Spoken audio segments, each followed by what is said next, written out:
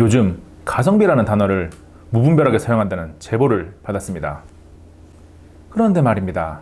논란의 주인공은 최근 출시된 LG전자의 보급형 스마트폰 X6 2019인데요.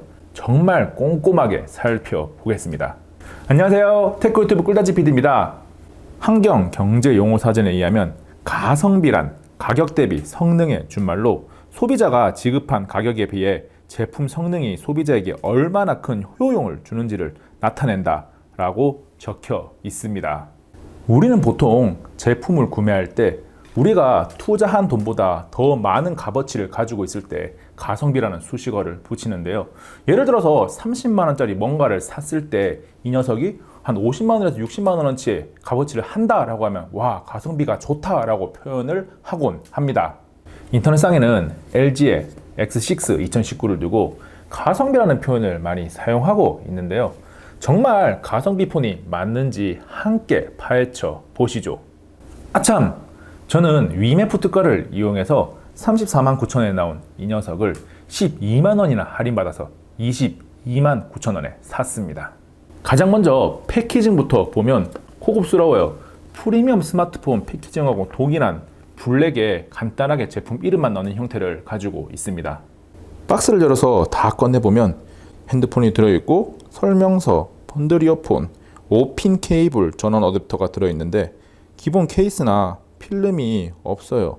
보급형일수록 생태가 형성이 늦어서 케이스나 필름이 굉장히 중요한데 없는 부분이 많이 아쉽습니다. 외형을 살펴볼 텐데요. 후면부터 보겠습니다. 유광이 제대로 들어가 있어요. 유광 마니아들에게는 분명히 매력을 어필할 수 있는 색감을 가지고 있고요.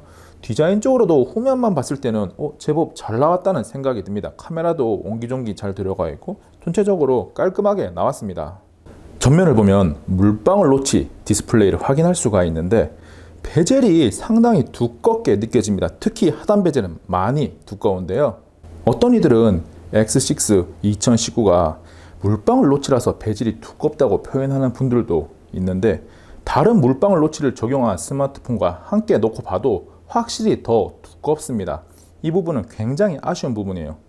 하단을 보면 놀라운 사실을 발견할 수가 있는데요. USB-C 타입이 아니라 5핀 단자를 사용했습니다. 네, 2019년도에 나온 스마트폰에 5핀 단자를 사용했네요.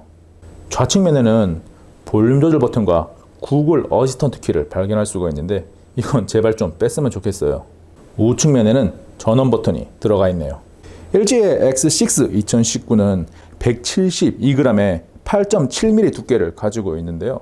손에 잡고 돌려보면 생각보다 무게가 괜찮다는 생각이 들어요. 무게감이 좀 가벼운 느낌이 좀 들어서 좋고요.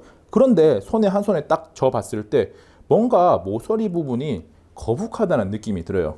그 이유가 뭔지 모서리를 자세히 봤더니 모서리 부분에 곡률이 들어가긴 들어갔는데 좀 어설픈 곡률과 함께 뭔가 각진 느낌이 들어가 있고 마감이 매끄럽게 되어 있지가 않습니다. 물방울 노치 디자인을 적용한 디스플레이를 조금 더 들여다보면 6.26인치인데요. FHD 해상도를 지원하지를 않아요. 최대 해상도가 HD, 그러니까 유튜브에서 볼 때 720p 설정까지밖에 할 수가 없습니다. 굉장히 아쉬운 부분이에요. 이런 폰을 두고 어떻게 가성비를 논할 수 있는지 모르겠어요. 보급형 스마트폰일수록 스펙은 반드시 짚고 넘어가야 되는데요. 이 제품은 미디어텍의 6762 CPU, 3GB 램, 64GB 저장 공간, 3500mAh 배터리를 탑재하고 있는데 스펙에서 조금 걸리는 부분이 두 가지가 있습니다. 하나는 미디어텍 CPU를 탑재했다는 건데요. 스냅드래곤이나 엑시노스, 다른 제조사들의 CPU에 비해서 동급일지라도 성능이 조금 떨어진 것으로 평가를 받고 있거든요. 미디어텍의 MT6762 CPU가 스냅드래곤으로 치면 625 정도라고 평가를 하기는 하는데 성능 면에서는 625보다도 떨어지는 것으로 알려져 있어요. 그리고 배터리는 3500mAh라서 꽤 용량이 괜찮죠. 그런데 고속 충전을 지원하지를 않습니다. 일반 충전으로 아마 이 용량을 다 채우려면 꽤나 많은 시간이 필요할 텐데요.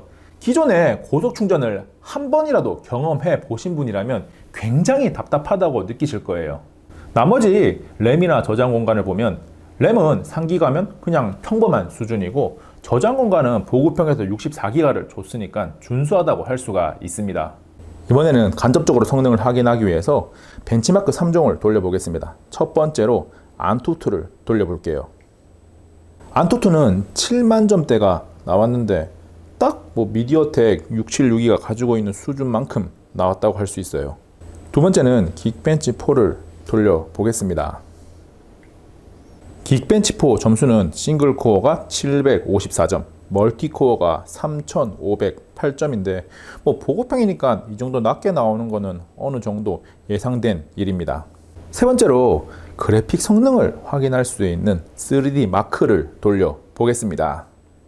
3D 마크 점수가 나왔는데요. 오픈GL은 304점, 볼카는 420점이 나왔는데 이 테스트를 한 단말기들 중에서 어느 정도 위치하고 있는지 보면 하위 9%로 거의 바닥에 있다고 볼 수가 있죠. 그러면 이 정도 성능을 가진 스마트폰으로 게임을 어느 정도 할 수 있는지 배틀그라운드 모바일을 해볼게요. 게임을 시작하기 전에 로딩 속도가 얼마나 걸리는지 그대로 다 보여드리겠습니다. 조금 오래 걸릴 것 같기는 합니다.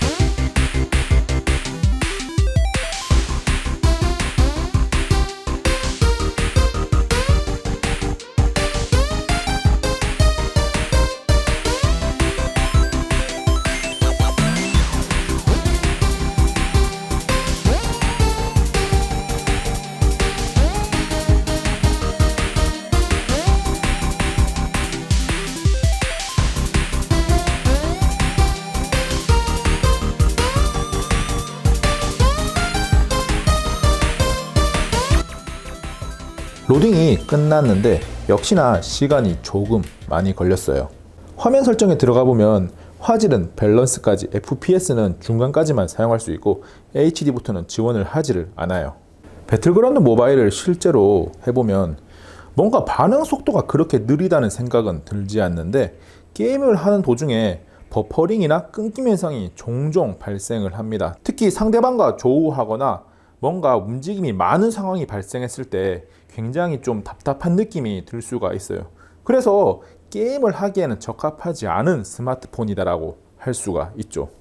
LG X6 2019의 최대 장점은 후면에 트리플 카메라를 장착하고 있다는 건데요. 그래서 일반각 촬영도 가능하고 광각 촬영도 할 수가 있어요. 나머지 하나의 렌즈는 심도용이라서 아웃포커스를 사용할 때 활용이 됩니다.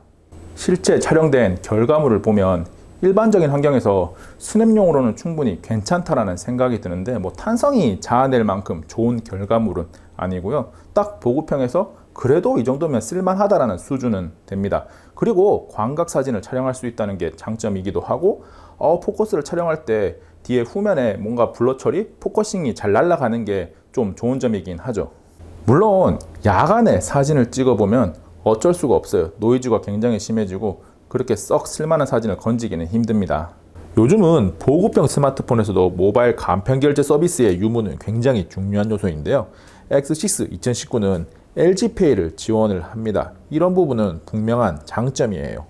LG 스마트폰에서 오디오가 좋다는 사실은 모두가 인정하는 부분인데요. 평소에는 이 기능을 사용할 수가 없지만 하이파이 쿼드덱이 주는 기능을 유선 이어폰을 연결했을 때는 마음껏 사용할 수 있습니다.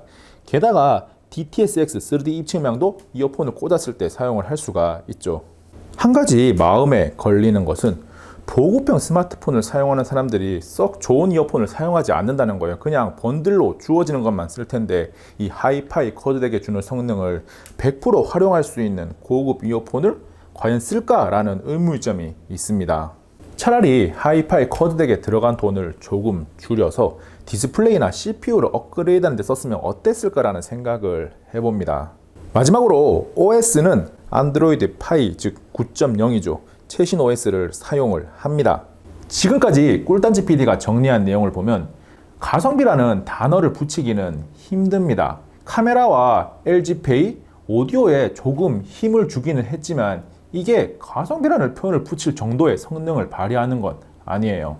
그리고 CPU가 미디어텍이라고 해서 반드시 부족하다고만 할 수는 없어서 제껴 두더라도 너무 아쉬운 점이 많아요. 디스플레이 해상도가 HD고 USB-C 타입이 아닌 5핀 단자를 사용했고 요즘 대부분의 스마트폰에 들어가고 있는 고속 충전도 되지가 않는다는 거죠.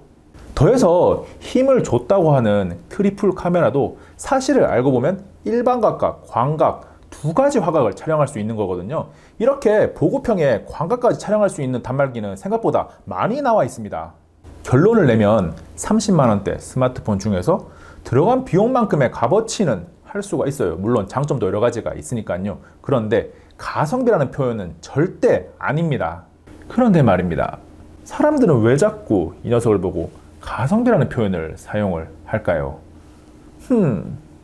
안녕. 잠깐 구독과 좋아요, 알림 설정 하셨나요? 빠른 테크 정보와 특이한 실험이 있는 꿀단지 TV를 계속 만나보세요. 이미 눌렀다고요? 감사합니다.